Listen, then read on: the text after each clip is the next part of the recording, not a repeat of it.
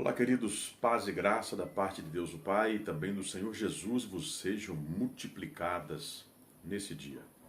Quero compartilhar com vocês a história de um viajante que, chegando à beira de um lago, avistou um canoeiro que estava se preparando para zarpar e atravessar o lago. Ele se aproxima, puxa conversa com aquele homem e descobre que os dois têm o mesmo destino, o outro lado do lago. Ele então pede uma carona àquele canoeiro, prometendo remar e conduzir a canoa até a outra margem. Eles entram e ele então toma os remos e ele observa que em cada remo tem uma palavra esculpida. Em uma está escrito a palavra acreditar e na outra está escrita a palavra agir. Mas ele nunca havia remado uma canoa antes. E ele percebe que é mais difícil do que ele estava pensando. A canoa então começa a andar em círculo, ora para a direita, ora para a esquerda.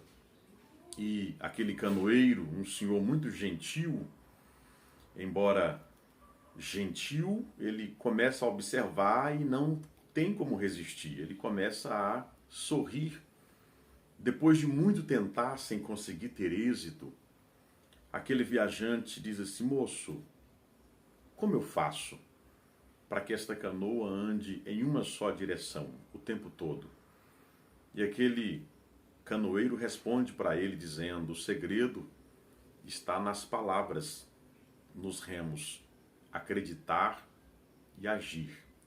E o acreditar e o agir precisa trabalhar de forma simultânea, com a mesma intensidade e com a mesma força. Assim, você irá avançar sempre e prosseguir para a frente, sem se desviar nem para a direita e nem para a esquerda. Ele então entende e começa a remar e a coisa dá certo e funciona. Nós temos aqui algumas lições preciosas, né? E Tiago, na epístola que toma o seu nome, capítulo 2, 17, diz assim: a fé também, se não for acompanhada de obras, é morta em si mesma. Nós temos aqui um segredo para avançarmos e nunca desistirmos, pararmos ou estagnarmos. É nós acreditarmos e, na proporção que acreditamos, agirmos de acordo com o que nós acreditamos.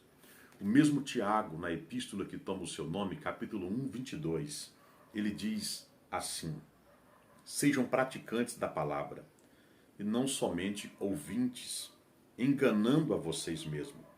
Porque se alguém é ouvinte da palavra e não praticante, assemelha-se àquele que contempla o seu rosto natural num espelho.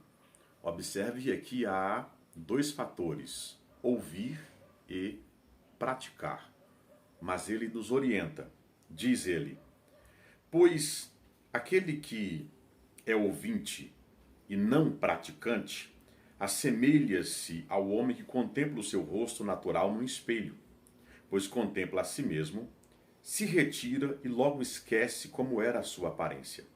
Mas aquele que atenta bem para a lei perfeita, a lei da liberdade, e nela persevera, não sendo ouvinte que logo se esquece, mas praticante operoso, esse será bem-aventurado em tudo que ele realizar. Acreditar e agir ao mesmo tempo. Que Deus te abençoe a sua casa e abençoe a sua família.